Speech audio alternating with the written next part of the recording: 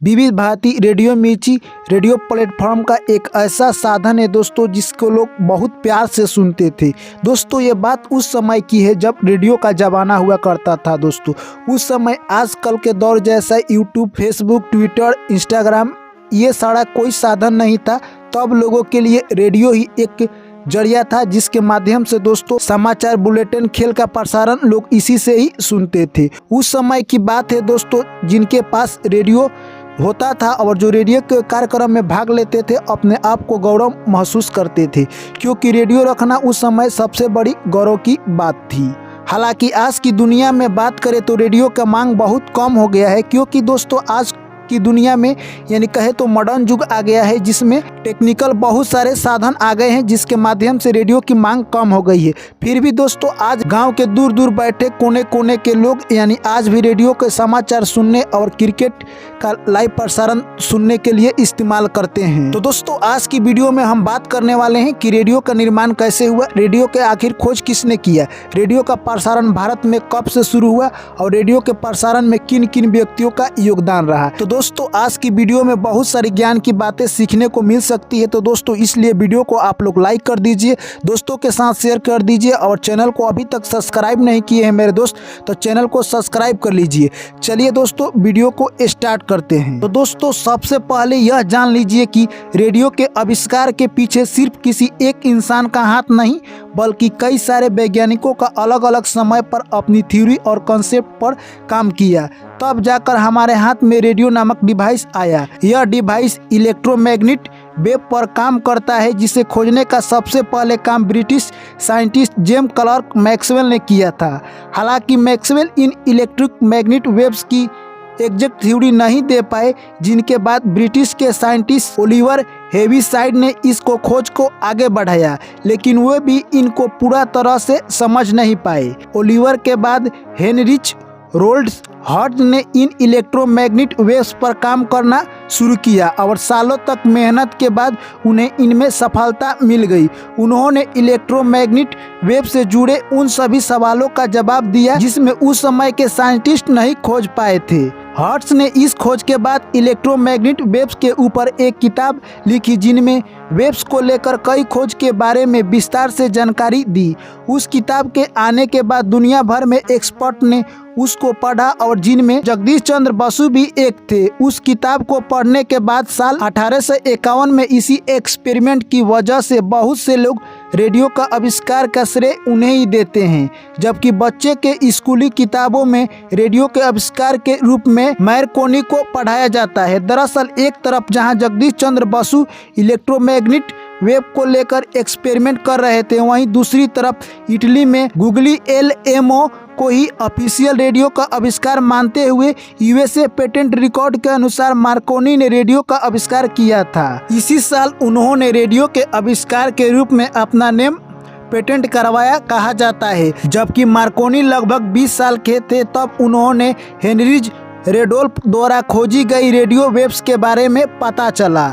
उस समय उनके दिमाग में सबसे पहला ख्याल यह आया था कि क्या हम रेडियो वेव्स का यूज मैसेज लेने के लिए कर सकते हैं। अगर ऐसा होता है तो ये बहुत बड़ी खोज हो सकती है, क्योंकि उस समय वायर के हेल्प से मास्क यूज करके लोकेटर के थ्रू मैसेज भेजे जाते थे। अपने इस ख्याल के बाद मार्कोनी ने इलेक्ट्रोमैग्नेटिक वेव पर काम करना शुरू किया। एक दिन मार्कोनी अपनी मां को लैब रूम में लेकर जाते हैं और अपनी मां को कुछ वहां पर दिखाना चाहते थे और उस रूम में मार्कोनी एक कोने में गए और उस रूम के कोने में जाकर एक की दबाई जिससे हल्की सी चिंगारी निकलने लगी।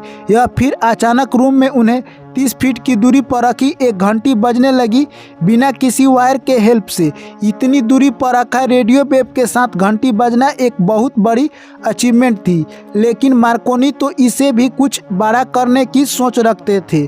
उन्होंने अपनी रिसर्च को और आगे बढ़ाया और एक दिन की बात है जब मार्कोनी अपने बनाए हुए ट्रांसमीटर को पहाड़ी की एक तरफ से और रिसीवर को दूसरे तरफ साइड पर लगा दिए और वहां पर अपने भाई को खड़ा करा दिए ताकि उसका मैसेज मिल सके। और जैसे ही उनको भाई को यह मैसेज मिला वो खुशी से नाचने लगे और अपने भाई की इस खुशी को देखकर मार्कोनी को यकीन हो गया कि उनकी मशीन काम कर रही है और अपनी इस एक्सपेरिमेंट को आगे बढ़ाने के लिए मार्कोनी ने फाइनेंशियल हेल्प के लिए इटली सरकार को पोस्ट और टेलीग्राफ डिपार्टमेंट से अपील किया, लेकिन उन्होंने मदद करने से इनकार कर दिया। लेकिन मार्कोनी निराश नहीं हुए और 22 साल की उम्र में ही अपनी मां के साथ इंग्लैंड आ गए। 1864 ईस्वी के बीच उन्होंने अपने द्वारा बनाए गए डिवाइस को वायरलेस वायर से जुड़े कई सक्सेसफुल एक्सपेरिमेंट किए। दोस्तों आपको बता दें, साइंटिस्ट रेजिनाल्ड फॉन्से ने 24 दिसंबर 1906 ईस्वी को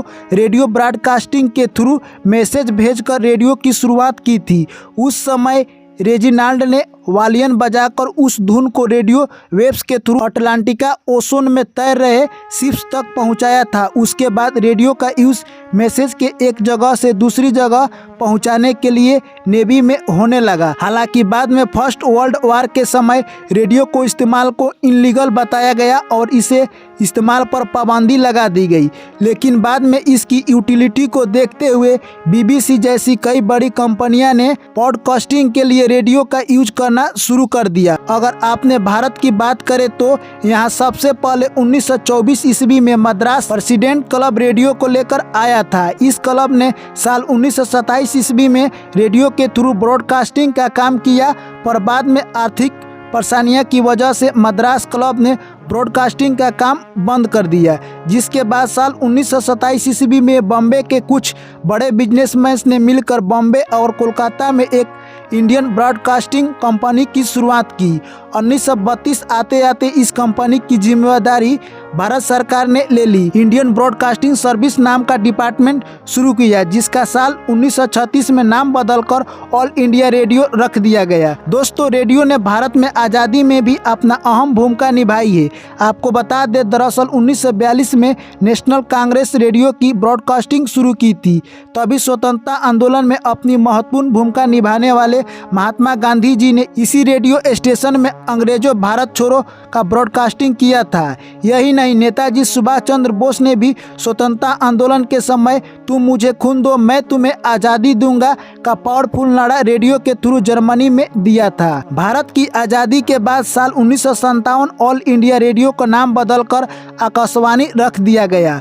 वहीं रेडियो अब AM का रूप ले चुका है और एक लार्ज कम्युनिकेशन नेटवर्क के रूप में पूरी दुनिया भर में फैला हुआ है।